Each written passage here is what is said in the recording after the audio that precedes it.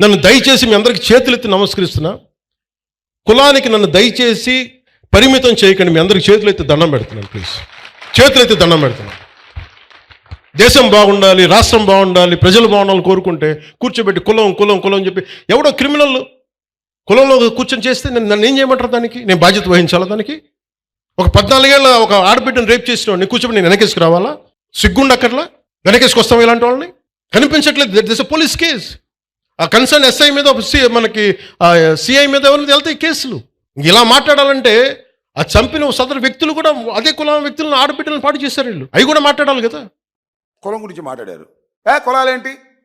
కులాల వల్ల ఈ సమాజం నాశనం అయిపోతుంది, రాజకీయాల్లో కులాలేంటి గొప్పగా చెప్పారు. అంతకుముందు చెప్పి మర్చిపోయారని నేను అడుగుతా ఉన్నా. గాజువాకలోను భీమవరంలోను ఓడిపోయినప్పుడు ఏం చెప్పారు మీరు? కనీసం కుల భావన కూడా లేకోకుండా మీరు ఓట్లు వేయలేదే, ఇంకేం బాగుపడతాం అన్నాడు ఒకటి మాట.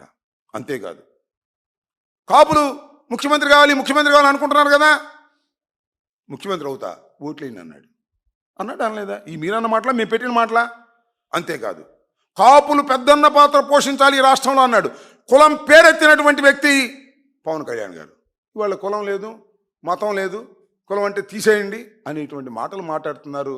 అక్కడ తిరిగిన తర్వాత అల్లుడి సామెతగా, రేవు దాటిన తర్వాత తెప్ప తగలేసే సామెతగా కాపుల్ని మీరు డిజోన్ చేసుకున్నారు. చేసుకోండి, మాకేం అభ్యంతరం లేదు. కానీ కాపులకి సహాయం చేయకపోయారు, కానీ కాపుల్ని శత్రువులుగా భావించేటటువంటి పరిస్థితికి మీరు వెళ్ళిపోతున్నారు. ఇది చాలా ప్రమాదకరమైనటువంటి అంశంగా నేను భావిస్తున్నాను.